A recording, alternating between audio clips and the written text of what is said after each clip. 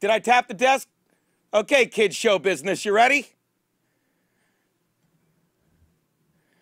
Play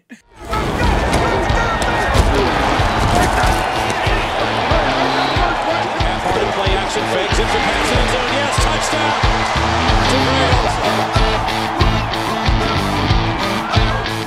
Hi, and welcome to Geno's Picks. I know, people, we had a 1-3 week last week, starting right where we left off. And our Thursday night loss on Instagram makes us 1-4. But relax, because I'm making some changes. You know what I'm doing? I'm not trying anymore. I'm doing what I do best. I'm mailing it in. I'm not going to listen to 9 podcasts and talk myself out of the fact that I knew the fucking Niners were going to go belly up. I am going to give you the picks like I always do, straight from the bottom of a bottle of booze. Let's get to Geno's Picks. You. I love you. I said stop the camera.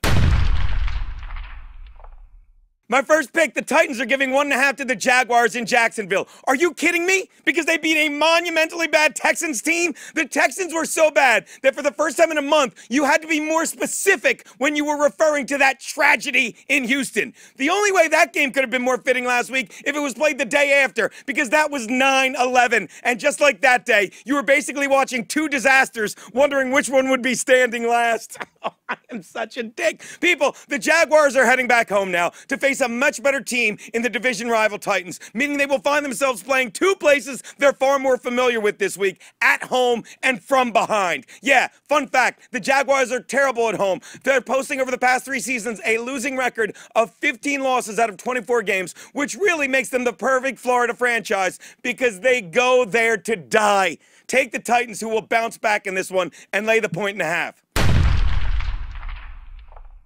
Oh, I love this one. I love this one.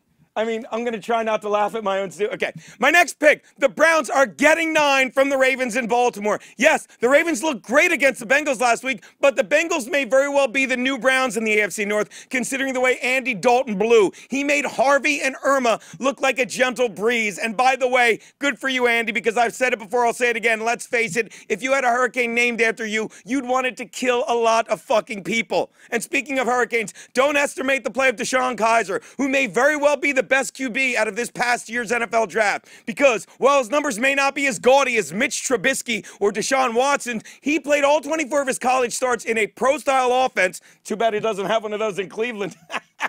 Stop it. And 3 of those starts came in absolute monsoons, which make his numbers, I said monsoons, relax, Talib, which make his numbers look... which make his numbers look even worse. But he certainly didn't look that bad this past week against the Steelers. But hey, if we learned anything from history, you should take him, because we can always count on a Kaiser to burn through the opposition early. And let me say this, 9 points is too high a number. Take the Browns, I pounded the desk, and take the 9 points you're getting.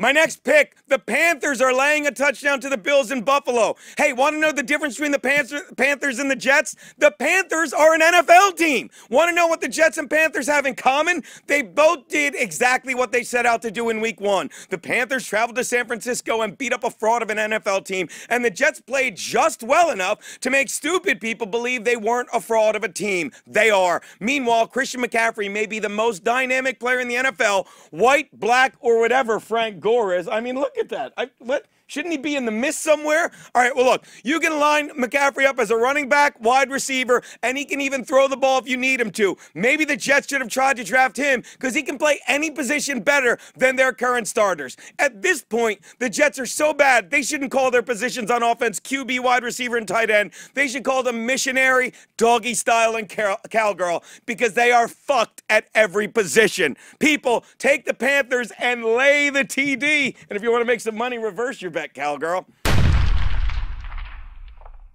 Which brings me to my double your money Monday night bet, or as I like to call it, fuck college. The kids didn't need to go there. University of Phoenix.